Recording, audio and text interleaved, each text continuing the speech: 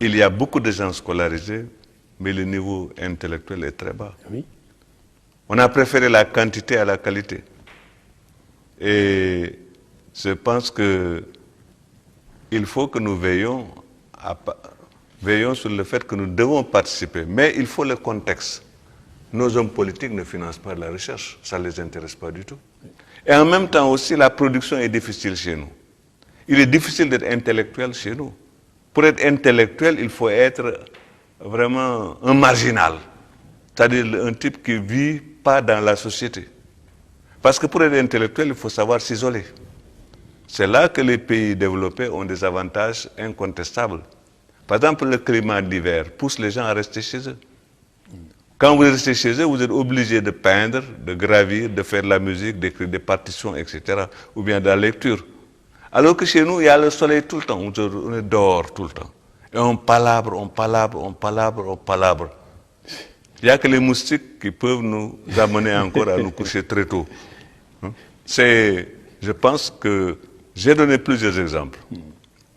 Ousmane Socé, c'est un écrivain. Il a écrit 2 ouvrages, Mirage de Paris, qui devait s'appeler d'ailleurs à l'époque Paname, et aussi Karim.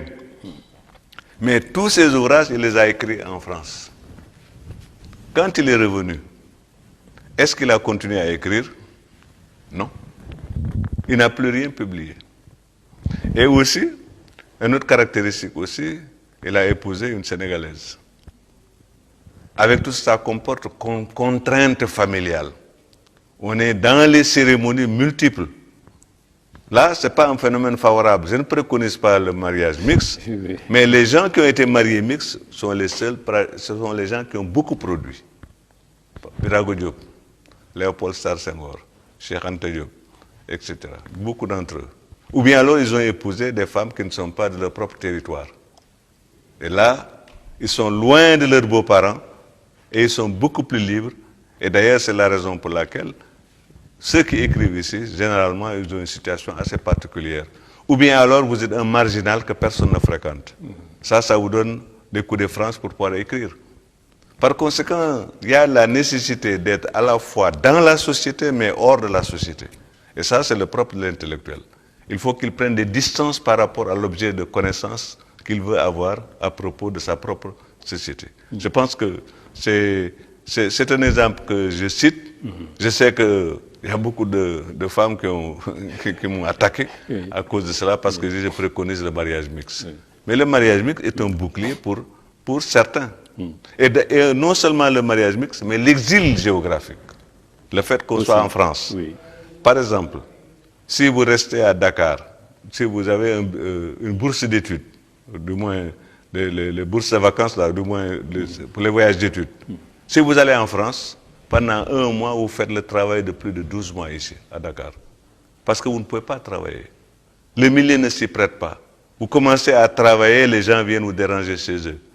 Et ils vous considèrent comme un toubab. Hein? Vous êtes là, ils disent oui, ils ne s'occupent même pas de nous quand on vient, ils ne nous parlent pas, il est avec son ordinateur, etc., etc. Vous voyez donc que le contexte dans lequel nous sommes est un contexte difficile. Les intellectuels, d'ailleurs, on s'en méfie comme de la peste ici, parce que c'est des contestataires. Parce qu'ils connaissent beaucoup de choses de l'extérieur que la population ne connaisse pas. Notre population est rivée à la proximité.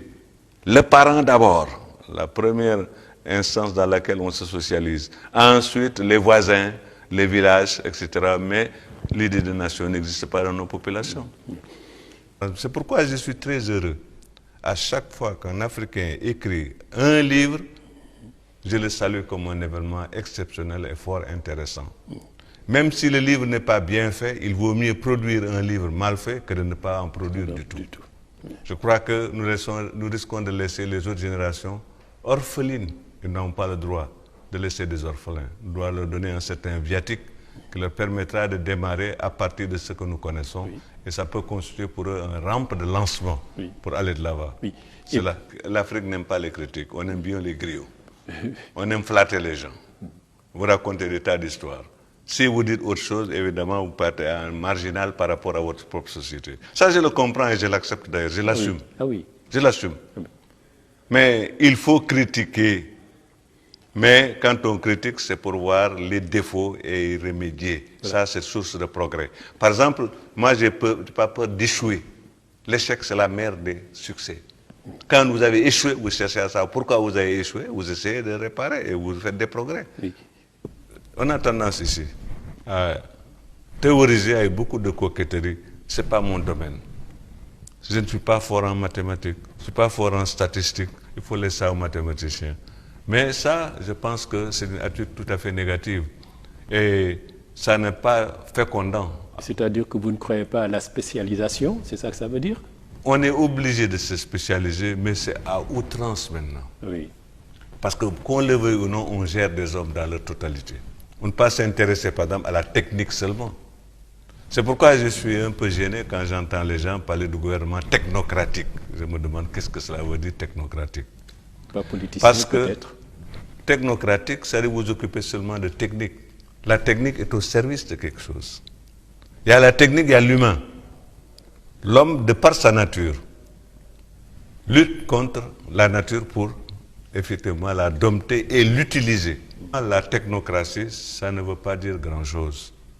Technocrate de quoi? Dans un domaine, mais dans vous êtes limité. Et je pense que ma génération était à la quête d'un savoir encyclopédique. C'est-à-dire qu'il n'y a pas de barrière entre les sciences, parce que l'homme est une totalité, comme dirait Marcel Mauss. Et d'ailleurs, la grande figure de Cheikh Anta répond à cela. Cheikh Anta vient des maths, de la physique, etc., mais il s'intéresse aux sciences sociales. Parce qu'il voyait très bien que le système est un tout. Pour le démolir, il faut l'attaquer sur tous les plans. Et il a essayé de le faire, effectivement, dans différents domaines. Un leader politique célèbre, je ne nommerai pas du tout, a dit « Nous aussi, on a le dessert ». Il dit « Qu'est-ce que vous avez comme dessert ?» Il dit « La cola ». Ah oui. La cola est un excitant, ce n'est pas un dessert. Est-ce qu'il est nécessaire même d'avoir un dessert dans la vie? Ce n'est pas parce que les Européens considèrent que civilisé, c'est celui qui a l'entrée, le plat de résistance et le dessert, que nous devons le copier. Ça veut dire qu'encore, il y a un mimétisme extraordinaire. C'est pourquoi je passe tout mon temps à guerroyer contre les singes qui imitent et les perroquets qui répètent. Ils peuplent effectivement nos universités la plupart du temps. Et en même temps aussi, je pense que ça devient un vaste jardin géologique analogue à celui que nous avons à côté. Oui, mais alors... Il faut partager le savoir. Il ne s'agit pas d'avoir un savoir égoïste, faire un peu comme le charlatan. Nous devons être anti-charlatans de ce point de vue. D'ailleurs, cela est si vrai que le charlatan est un mystificateur dans nos sociétés. Pour dire que le charlatan est efficace, on dirait qu'il ne parle même pas Wolof. Il parle que Socé, Bambara, etc. À beau mentir qui vient de loin, bien entendu.